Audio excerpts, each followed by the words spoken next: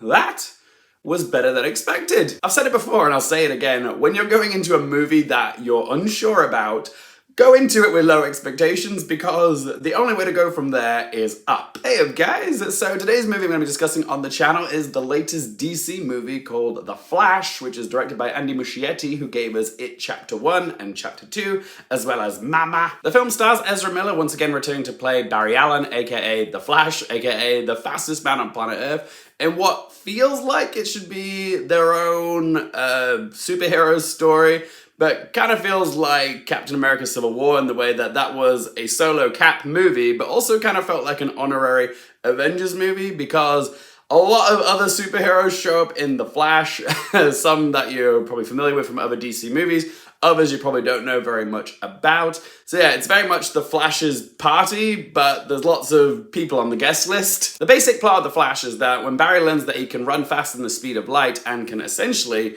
run backwards through time, he wants to go back in time to prevent the death of his mother, which happened when he was just a young boy. But as we've seen from countless science fiction movies, you never want to mess with the past, but Barry, being the world's smartest idiot, decides to do it anyways and soon learns that his actions have consequences for not only himself, but his family and the very fabric of reality. You've heard of the butterfly effect? Well, this is the Flash effect. I definitely prejudged this movie before I went into it. I think I allowed all the constant controversy surrounding the film's star in the real world to cloud my judgment a little bit because part of me was thinking internally, am I allowed to like a film where the film's star has been very problematic in the real world? But I do know when I've enjoyed something, whether it's a film or a performance, and I have to acknowledge that I both enjoyed The Flash and the performance of Ezra Miller, okay? They knocked it out of the park in this movie. They turn in a fantastic performance. In fact,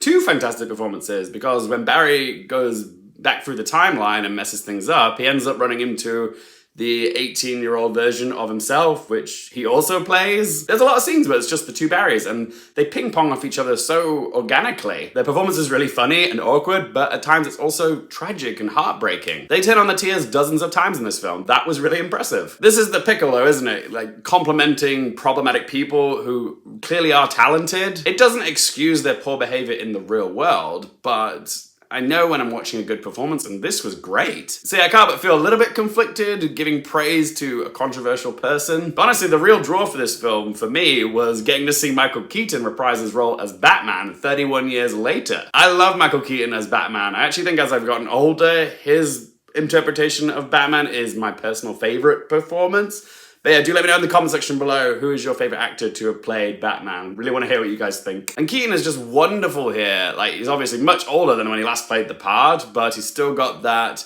sense of humor and gravelly delivery. I was a little nervous going into this film that he was just going to be like a cameo for the sake of a cameo, and I will say, some of the references to Michael Keaton's Batman do not make a whole lot of sense. Like, the bit where he says, "Let's get nuts," just... it doesn't make a whole lot of sense in context. It's just like, oh, you mentioned the line from the first Batman movie. Okay. But yeah, the writers do try to make Keaton an integral part of the plot. And while I do think like the storyline would have worked fine with, you know, Ben Affleck playing Batman in the subsequent multiverse timeline, that I did enjoy seeing the two Flashes and the two Batmans in this movie. It was a fun concept, and I thought they executed it pretty well. Michael Keaton gets a great scene involving spaghetti, which I actually think is one of the greatest examples of trying to explain the multiverse to someone. I mean, he has made me change the way I look at spaghetti forever now. Whenever I have a bowl of spag bol, all I'm gonna see is like alternate parallel universes, fulcrums, and multiverses staring at my bowl of spag bol. But yeah, I did enjoy that scene. Also, I know it's total nostalgia bait, but I couldn't help but get a little bit excited when I heard the classic Danny Elfman Batman score. When it comes to my negatives, the big thing that pops into my head is the visual effects, which is strange because the visuals in this film are both amazing and awful.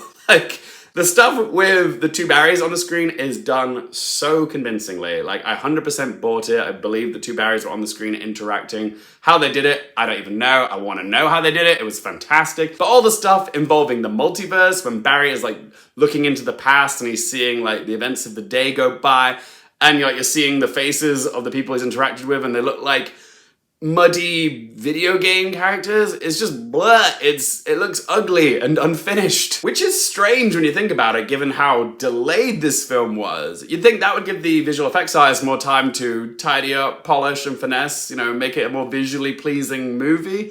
But I guess the people at DC and Warner Bros. Were like, well, James Gunn is moving in a few months. Let's not spend any more money than we have to. Let's just look at this. Yeah, this is fine. That'll do. Yep. Good enough. Cut, print, send.